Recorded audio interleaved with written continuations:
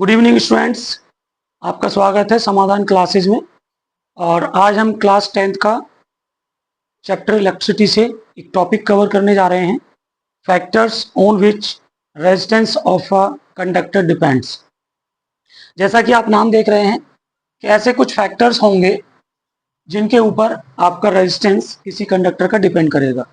ठीक है, तो सबसे पहले अगर हम बात करें कि जो फैक्टर्स यहाँ हम पढ़ने वाले हैं उनमें रेजिस्टेंस आपका डिपेंड करता है length of the conductor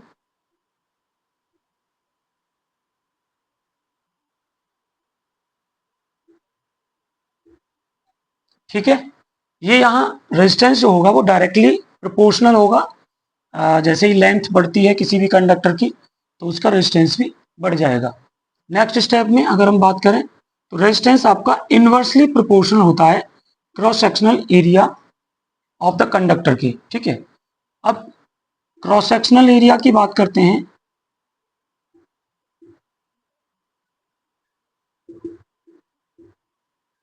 cross sectional area of the conductor, तो यहाँ जो ये क्रॉस सेक्शनल एरिया है ये इनवर्सली प्रोपोर्शनल है। ठीक है, क्योंकि अगर आप इसे इस तरीके से लिखेंगे, आर आपका इनवर्सली प्रोपोर्शनल होगा क्रॉस सेक्शन एरिया के, तो इस तरीके से आप लिख सकते हैं। इसका कहने का मतलब ये है कि अगर आपने क्रॉस सेक्शनल एरिया को ज़्यादा कर दिया तो यहाँ पर आपका रेजिस्टेंस कम हो जाएगा। ठीक है, क्योंकि आप जानते हैं डिनोमिनेटर में अगर वैल्यू ग्रेटर है तो एब्सोल्युटली यहाँ पे आपका रेजिस्टेंस कम हो जाएगा। लेकिन अगर आप क्रॉस सेक्शनल एरिया की वैल्यू कम लेके चलते हो तो रेजिस्टेंस यहाँ डेफिनेटली इंक्रीज करेगा। तो नेक्स्ट स्टेप में हम समझते हैं कि रेजिस्टेंस हमारा टेम्परेचर के ऊपर भी डिपेंड करता है।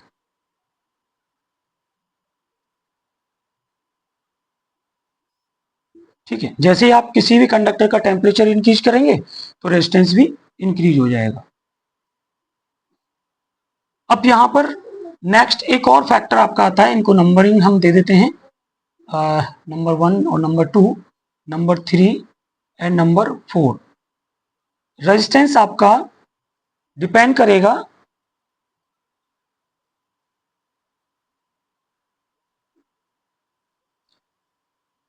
ऑन द मटेरियल्स, कि आप किस तरीके का मटेरियल यूज कर रहे हैं, इस बात पर भी आपका रेजिस्टेंस डिपेंड करता है। ठीक है, कि आप गोल्ड यूज कर रहे हैं, एल्युमिनियम यूज कर रहे हैं, सिल्वर यूज कर रहे हैं, ठीक है, आयरन यूज कर रहे हैं, जो भी मटेरियल आप यूज कर रहे हैं उसके हिसाब से आपका रेजिस्टेंस डिपेंड करेगा।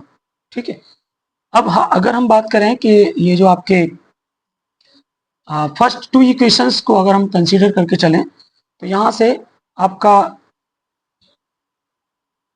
फ्रॉम इक्वेशन 1 एंड 2 से आपको मिल जाता है कि आर आपका डायरेक्टली प्रोपोर्शनल हो जाएगा length over cross sectional area के। नेक्स्ट स्टेप में अगर आप यहाँ पर इस डायरेक्टली प्रोपोर्शनल को हटा देंगे तो एक कांस्टेंट आपको लेना होगा जिसको हम बोलेंगे रो। रो यहाँ पर क्या है ये बात भी मैं आपको भी बताऊंगा, लेकिन अभी हम फिलहाल इस इक्वेशन को कंप्लीट कर लेते हैं। एल अपॉन ए यहाँ से ये हो जाएगा। इस तरीके से एक रेजिस्टेंस का फॉर्मूला आपको मिल जाएगा। और यहाँ पर आप ये भी लिख लेंगे कि रो आपका क्या है, इसे आप RHO रो भी कह सकते हो, और ये आपका स्पेसिफिक रेजिस्टेंस होगा। ठीक है बच्चों, तो अगर आपको स्पेसिफिक रेजिस्टेंस की वैल्यू यहाँ से फाइंड आउट करनी है तो आप एक फॉर्मूला यहाँ से निकाल सकते हैं रो, और आपका रो के साथ L मल्टीपल में है तो इसीलिए R और A का आप मल्टीप्लाई कर लेंगे, L को डिवाइड में लिख देंगे, तो इस तरीके से आपका रो का यहाँ फॉर्मूला आ जाता है। और रो आपका स्पेसिफिक रेजिस्टेंस है जो कि किसी भी कंडक्टर के लिए यहाँ रहेगा। यहाँ पे अगर हम यूनिट की बात करें तो आपको पता है रेजिस्टेंस की यूनिट ओम होती है, ठीक है, रेजिस्टेंस की यूनिट ओम होगी। और क्रॉस सेक्शनल एरिया है, तो किसी भी तरह का अगर हम एरिया की बात करते हैं तो यहाँ पर आपका मीटर स्क्वायर आएगा। इसके बाद लेंथ की अगर हम बात करें तो ये मीटर में रहेगा, और मीटर से अगर आप ये स्क्वायर खत्म कर दें तो आपकी यूनिट बचती है ओम मीटर। ठीक है बच्चों, तो यहाँ पर आपको जो एसआई यूनिट है, एसआई यूनिट ऑफ रो, ये क्या मिल जाती है, ओम मीटर। ठीक है, तो आगे का जो डिस्कशन है, हम क्वेश्चंस का डिस्कशन है, वो हम नेक्स्ट वीडियो में कवर करेंगे। फिलहाल के लिए थैंक यू, और आप हमारे चैनल को सब्सक्राइब कर सकते हैं समाधान क्लासेस के नाम से।